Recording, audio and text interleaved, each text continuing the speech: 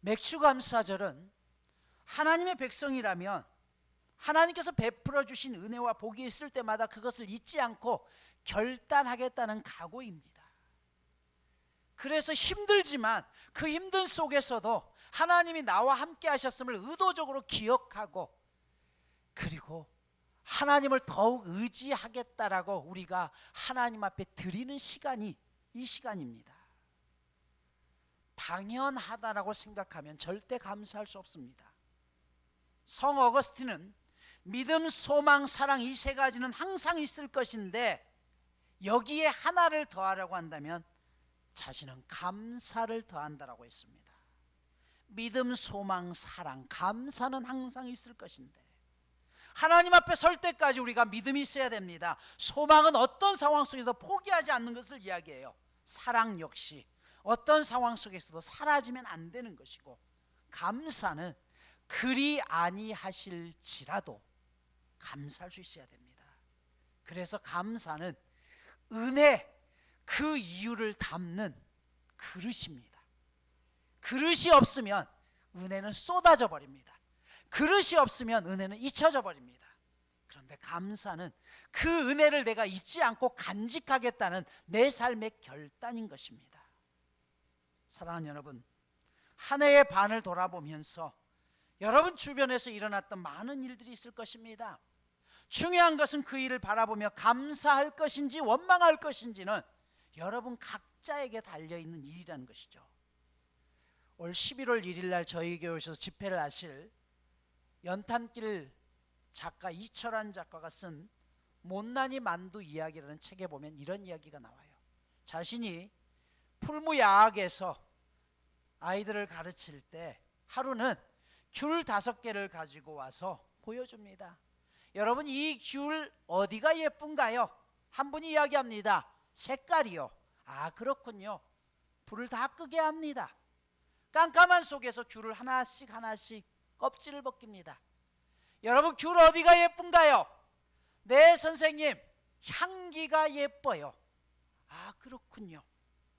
여러분이 빛에 있을 때는 색깔 보여지는 것이 예뻤는데 어둠에 있으니까 향기가 예쁘다고 하는군요. 그렇습니다. 오늘 우리의 인생도 그렇습니다.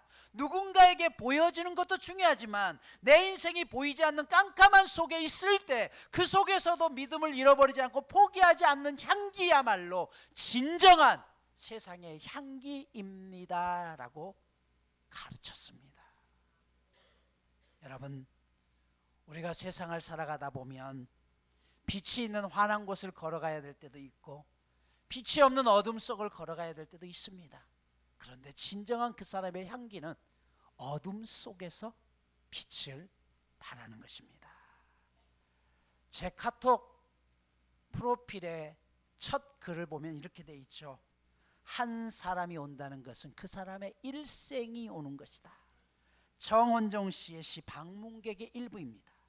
사람이 온다는 것은 실은 어마어마한 일이다. 그의 과거와 현재와 그의 미래와 함께 오기 때문이다. 한 사람의 일생이 오기 때문이다 라고 이야기해요. 여러분, 오늘 우리의 삶이 나 혼자인 것 같지만 함께 누군가가 함께 그 일을 손잡아 이루어낼 때 그곳에 하나님의 놀라운 기적은 쓰여집니다. 여리고성을 무너뜨릴 때 한 사람의 함성이 아니라 모든 백성들의 함성이 하나로 모아졌을 때 그 성은 무너졌습니다. 벽돌 하나는 높이 설 수 없지만 여러 개의 벽돌들이 함께 모아지면 우리가 꿈을 꿀 수 있는 것입니다. 서두에 말씀드렸던 생명나무 교회를 이꾸기까지 혼자였다고 한다면 도저히 못했겠죠. 그러나 함께하는 사람들이 있었을 때 가능했던 것처럼 오늘 힘겹고 어렵지만 이 상반기를 보내면서 여러분이 누군가에게 선물이 되어지고 손을 잡아주고 디딤돌이 되어서 남은 하반기도 우리가 함께 힘을 내서 손을 잡고 이 길을 걸어갈 수 있는 저와 여러분 모두가 되시기를 간절히 축복합니다. 이번 주 미션입니다. 여러분, 매일 하루에 하나씩이라도 감사하는 것을 적어봅시다. 내게 감사할 일이 무엇인가? 그러면 그것들이 모아지면 정말 감사할 조건들이 많습니다. 감사는 하나님의 은혜를 불러오는 통로라고 말씀드렸습니다. 그래서 미리 감사하고 그리 아니하실지라도 감사할 때 그 고백을 하나님이 그대로 이루어 주실 것입니다.